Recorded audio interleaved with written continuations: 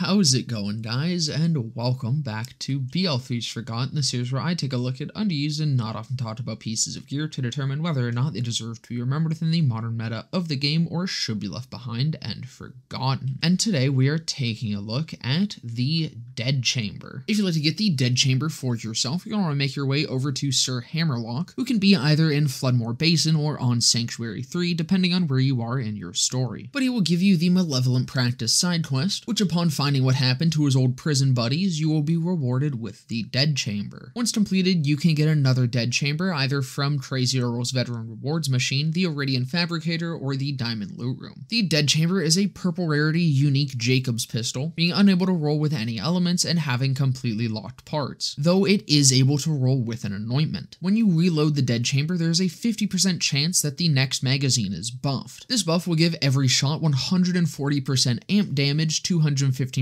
accuracy, and 200% handling. The Dead Chamber also has a unique reload animation. So I tried to find it for this video, but I couldn't. However, I'm like 90% sure that this animation is one of the rare reload animations in one of the Battlefield games, but I could not confirm this myself, so if anyone knows for sure, definitely let me know in the comments. But regardless, this is that type of reference that just makes me instantly love this weapon. It's fun, goofy, and just that shit alone makes this probably one of my favorite uniques. The gun itself also just looks really unique and really cool with that snub-nose vibe to it, with the dogshit base accuracy being a nice little touch alongside that. The Dead Chamber absolutely gets a 10 out of 10 on overall visual flair. That being said, as much as I love this weapon, it would be a hell of a lot better if it was actually good. And unfortunately, it's not great. This thing is not going to be getting you too far on True Guardian Takedown. While the amp is active and as long as you crit, it can pump out some decent damage, but even then, it's nothing amazing. And even on True Maliwan Takedown, while it is a little bit better and definitely far more usable, it's still nothing too impressive. What the problem simply comes down to is that the damage when it's amped feels like what I'd expect out of the base damage, with the amp damage being significantly better than that. As it is currently, it just goes from dogshit most of the time to just barely usable every couple reloads, making for an at best inconsistent experience, but at worst just an overall bad gun. That's not the only problem though, because I also kind of wish it had some sort of ammo return while that mag is buffed. That way you can keep up the buff for longer, especially if it's an ammo return on crit like many other weapons. That would add a nice little reward for some more skilled gameplay. Another way of going about making it a little bit more consistent though is that maybe if you kill an enemy while the buff is active, that'll make the next reload automatically be buffed. Either way, I think the RNG element here is just a bit too random for how quickly you lose it, because that base mag is only 5, which is incredibly difficult to work with even with a lot of mag size increases unless the gun itself is dealing a fuck ton of damage, which again, the Dead Chamber is not. What is a nice little thing to note though with the unique effect is that because it gives you a pretty drastic accuracy increase, you can actually tell when it's active without even having to fire a shot because your reticle is going to get smaller. Which it would be nice if some of these other guns with these sorts of reload buffs had some sort of visual indicator for when the buff is active instead of just having to fire it to find out. Now, while the Dead Chamber isn't really functional during the endgame challenge content like takedowns, it is actually pretty damn good in the more generic mobbing sections and is incredibly fun to run it through them because this is just a fun weapon to use. It's incredibly goofy and just again very unique, with a lot of really fun visual aspects and visual feedback to it, and because of that, I would definitely say it's worth checking out just to run it through Athenas or something. Overall, I would say that the Dead Chamber is a very well designed and very fun weapon, at least from a visual standpoint. It definitely suffers pretty heavily in the viability department, and it ain't gonna be carrying you through anything anytime soon. But I'm glad that it's at least good enough to have some fun with. That's gonna about do it for this one though. I hope you guys enjoyed. If you did, definitely consider leaving a like, comment, subscribe, all that. I will be live right after this video goes up, right here on YouTube and also over my Twitch channel, where there'll be a link to down in the description below. And just under that is a link to my Discord server where you can come and join and hang out. But with that all being said, I hope to see you guys in the next one.